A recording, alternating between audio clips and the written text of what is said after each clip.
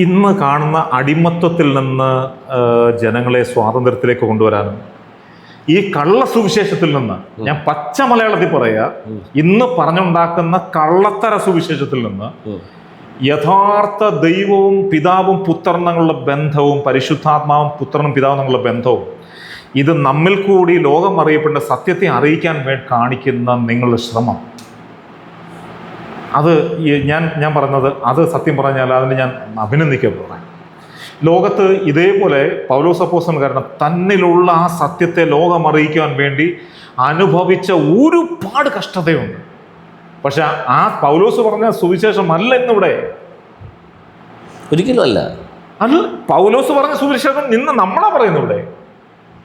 പൗലോസ് പറഞ്ഞ സുവിശേഷം ഇന്ന് നമ്മളാ പറഞ്ഞത്. നീ അടിമനുഖത്തിൽ കൊടുങ്ങല്ലേ എന്ന് പറഞ്ഞു കഴിഞ്ഞാൽ ഇവൻ വീണ്ടും ചെന്ന് അതിനകത്ത് ചെന്ന് ചാടിയത് കൊണ്ടാണ് ഈ പൗലോസ് തന്നെ പറഞ്ഞത്. തീർച്ചയായിട്ടും. Oh my god. ഞാൻ എൻ്റെ കുപ്പായം ഊരിക്കളഞ്ഞല്ലോ.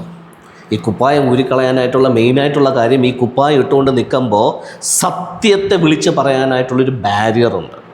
അതായത് ഈ ഓർഗനൈസേഷൻ, സോ കോൾഡ് ഓർഗനൈസേഷൻ പറയുന്ന ഡോക്ട്രിൻസിൻ്റെ അപ്പുറത്ത് നമ്മൾ അനുഭവിച്ച പിതാവ് തരുന്ന കാര്യത്തെ ജനങ്ങൾക്ക് തുറന്നു കൊടുക്കാൻ അവർ സമ്മതിക്കത്തില്ല, അടച്ചു വയ്ക്കും.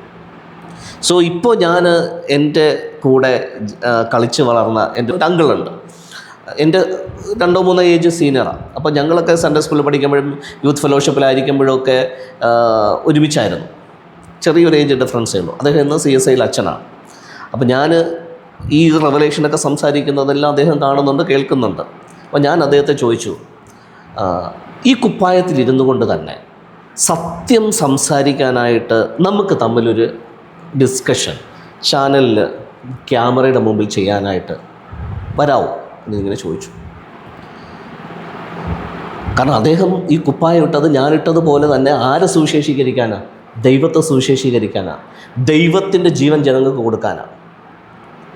അപ്പോൾ ഞാനിപ്പോൾ അദ്ദേഹത്തിന് വിളിച്ചത് ഇതേ കാര്യം ജനങ്ങൾക്ക് കൊടുക്കാൻ വേണ്ടി, വാ നമുക്കിരുന്ന് സംസാരിക്കാമെന്ന്. അപ്പോൾ അദ്ദേഹം നോ പറഞ്ഞു. കാര്യം എന്താണെന്നറിയോ? ജീവൻ ജനങ്ങൾക്ക് കൊടുക്കാനായിട്ട് CSI പോലുള്ള മതിൽക്കെട്ട് അനുവദിക്കത്തില്ല. അപ്പോൾ അദ്ദേഹം എൻ്റെ കൂടെ വന്നിരുന്ന് സംസാരിച്ചു കഴിഞ്ഞാൽ അദ്ദേഹത്തിന് നാളെ തൊട്ട് കുപ്പായം ഇട്ടുകൊണ്ട് CSIയിൽ ജോലി ചെയ്യാനും പറ്റത്തില്ല, സാലറിയും കിട്ടത്തില്ല. അങ്ങനെയാണെങ്കിൽ പിന്നെ ബ്രദറെ, അപ്പോൾ അദ്ദേഹം സേവിക്കുന്നത് ശരിക്കും ആരെയാണ്? CSI പ്രസ്ഥാനത്തെയാണോ ദൈവത്തെയാണോ? സംശയമുണ്ടോ? CSI പ്രസ്ഥാനത്തിൽ തന്നെ. അയാൾ സംസാരിക്കുന്നത് CSI പ്രസ്ഥാനത്തിന് വേണ്ടിയിട്ടാണോ ദൈവത്തിന് വേണ്ടിയിട്ടാണോ? ഇതേപോലൊരു പാസ്റ്ററുടെ ഒരു കാര്യത്തിന് വേണ്ടി ഇടപെട്ടിട്ട് ഞാൻ അദ്ദേഹം പറഞ്ഞു, നിങ്ങൾ യഥാർത്ഥ ദൈവ മനുഷ്യനാണെങ്കിൽ നിങ്ങൾ ഈ ചട്ടക്കൂടിൽ, അയാളൊക്കെ ഒരു പ്രശ്നത്തിൽ കുടുങ്ങി, അപ്പോൾ ആ ചട്ടക്കൂടിൽ നിങ്ങൾ ഇറങ്ങിയിട്ട് സത്യ സുവിശേഷത്തിന് വേണ്ടി നിങ്ങൾ നിലകൊള്ളുക സഹോദര എന്ന് പറഞ്ഞപ്പോൾ പുള്ളി പറയാം, ഷാരോൺ ഫെലോഷിപ്പ് എന്ന് പറഞ്ഞ ഒരു ഇതിലാണ്. അദ്ദേഹം ഒരു വലിയൊരു കേസിൽ, അദ്ദേഹം അതായത് ഒരു മോഷണ കേസിൽ അയാൾ പെട്ടുപോയത്. പിന്നെ അവസാനം വലിച്ചു വരാനൊക്കെ ഞാനാണ് പോയത്. അപ്പം അദ്ദേഹം അതുവരെ എൻ്റെ കൂടെ നിങ്ങളൊരു സത്യത്തിന് വേണ്ടി നിലനിൽക്കുമെന്ന് പറഞ്ഞപ്പോൾ അദ്ദേഹം പറഞ്ഞെന്താണെന്നറിയോ? എനിക്ക് ചാരാനൊരു ഭിത്തി ഉണ്ടെങ്കിലേ ചാരാൻ കഴിയും. അപ്പോൾ അയാൾ പറഞ്ഞത്, എനിക്ക് ഷാരോൺ എന്ന് പറയുന്ന ഒരു ഭിത്തി നിലവിലുണ്ട്. ഞാൻ അദ്ദേഹത്തിനോട് ഒറ്റ ചോദ്യം ചോദിച്ചു, താങ്കൾ ആരെ കണ്ടുകൊണ്ടാണ് ഇറങ്ങിയത്? അയാൾ എന്നോട് തുറന്നു പറഞ്ഞ ഒരു കാര്യം, ഞാൻ ലോകത്ത് ജീവിക്കണമെങ്കിൽ എനിക്കൊരു ഭിത്തി വേണം, അതിപ്പോൾ ഷാരോൺ എന്ന് പറയുന്നൊരു ഭിത്തിയുള്ളത്. അപ്പോൾ ഇദ്ദേഹം അങ്ങനെ തന്നെയാണ് സംഭവം. അതെ, ഞാൻ ചോദിക്കുന്നു ബ്രദർ, ഞാൻ ചോദിക്കും, എന്തിനിങ്ങനെ വേഷം കിട്ടുന്നു? ആർക്ക് വേണ്ടി വേഷം കിട്ടുന്നേ? ഇത് ആർക്ക് വേണ്ടി വേഷം കിട്ടുന്നു? എന്തിനു വേണ്ടി വേഷം കിട്ടുന്നു?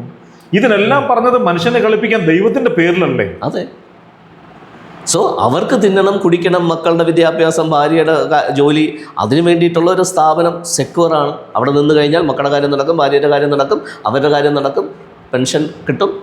ജീവിതകാലം മുഴുവൻ ഒരു ഗവൺമെൻറ് ഓർഗനൈസേഷൻ വർക്ക് ചെയ്യുന്നത് പോലെ ഈ ഒരു പ്രസ്ഥാനം അവരെ പുലർത്തും.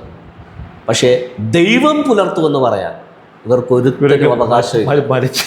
ഇവരൊക്കെ മരിച്ചു കഴിയുമ്പോൾ ഒരു പാട്ടും കൂത്തും ഒക്കെ ആയിട്ട് പോകുമ്പോൾ അദ്ദേഹം ഇവിടെ വെച്ച് ദൈവം നടത്തിയിരിക്കുന്ന വഴികളിൽ കൂടെ ഭയങ്കര സംഭവം ചെയ്തു, അത് ചെയ്ത്, ഇതൊക്കെ കേൾക്കുമ്പോൾ സത്യം പറഞ്ഞാൽ നമുക്ക്, ഞാൻ ഒരൊറ്റ കാര്യം പറഞ്ഞത്, തൻ്റെ ആത്മാവിൻ്റെ യാഥാർത്ഥിക സത്യങ്ങളെ വെച്ചിട്ട് ഒരാളെങ്കിലും നേടാൻ കഴിഞ്ഞാൽ, സത്യം ആ അടിമത്തത്തിൽ നിന്ന് മാറ്റി ഒരാളെങ്കിലും നേടിക്കഴിഞ്ഞാൽ ബ്രദറെ, അതിൻ്റെ പ്രതിഫലം വലുതായിരിക്കും, സംശയമുണ്ടായിരുന്നു.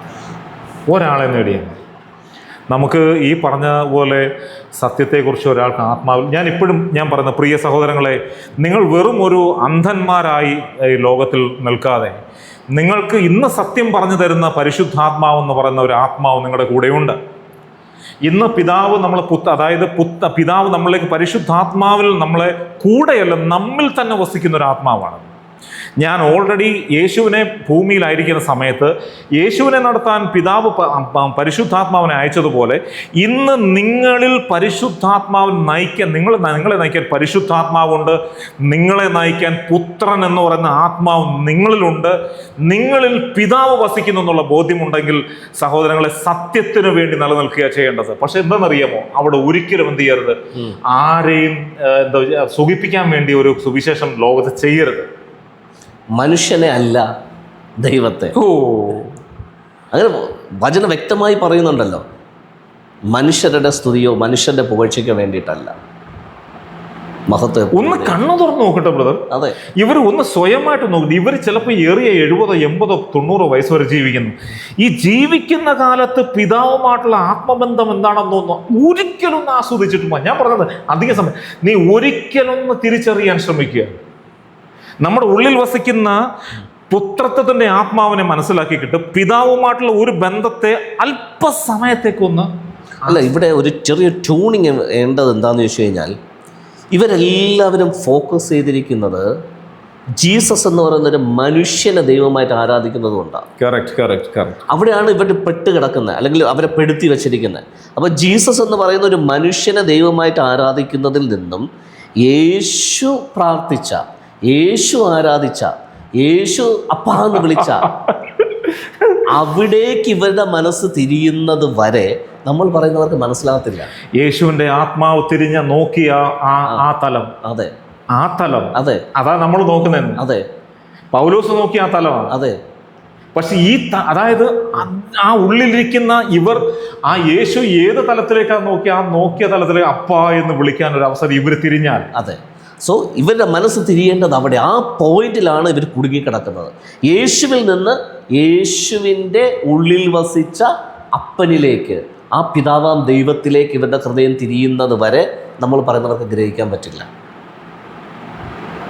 അപ്പാ ചില സമയത്ത് നൊമ്പരമുണ്ട് ബ്രദറെ. ചില സമയത്ത് ഈ പൗലോസിൻ്റെയൊക്കെ ഹൃദയം വല്ലാതെ പടഞ്ഞു പോയിട്ടുണ്ടെന്നറിയുമോ?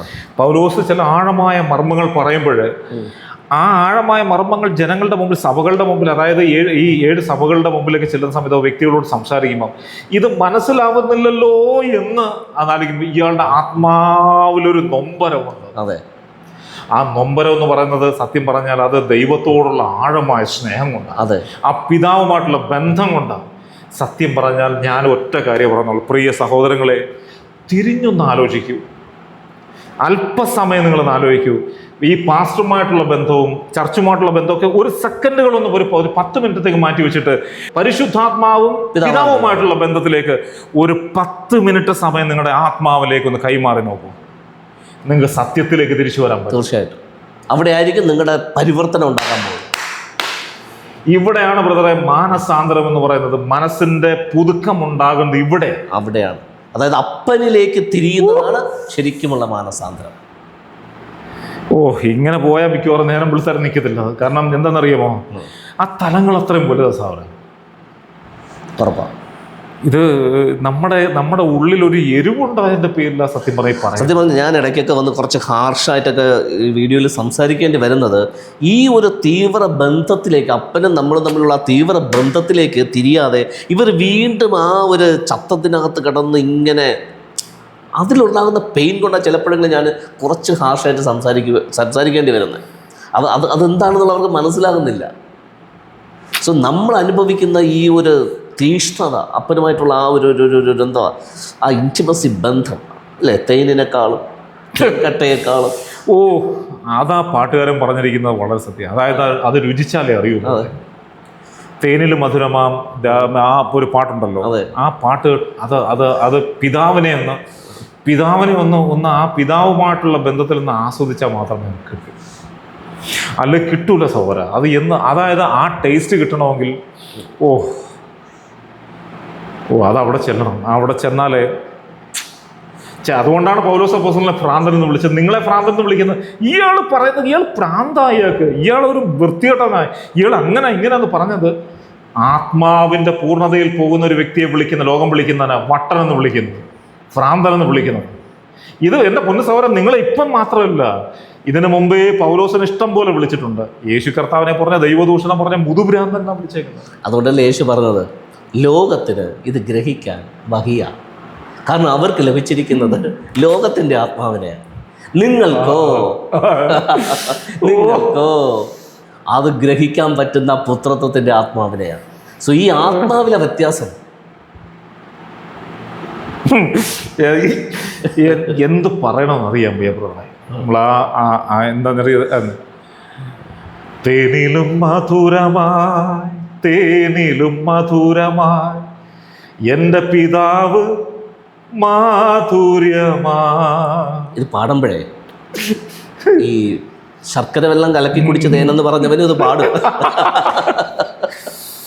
രുചിച്ചു നോക്കി ഞാൻ എൻ്റെ പിതാവിൻ്റെ കൃപകളെ.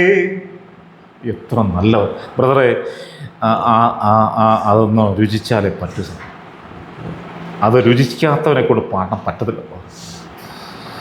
ഓക്കെ, അപ്പോൾ നമുക്ക് ഇന്നത്തെ ഈ ഒരു ടോപ്പിക് ഇവിടെ ഉപസംഹരിക്കാം അല്ലേ? ഇത് ഇങ്ങനെ പോയാൽ വല്ലാത്ത സ്ഥിതിയിലേക്ക് പോകും. അപ്പോൾ തൽക്കാലം ടെമ്പററി ആയിട്ട് നമുക്കിവിടെ നിർത്താം. വീണ്ടും നമുക്ക് അടുത്ത സന്ധിക്കുമ്പോൾ അടുത്തൊരു വൈബ്രേഷൻ കൊണ്ടുവരാം.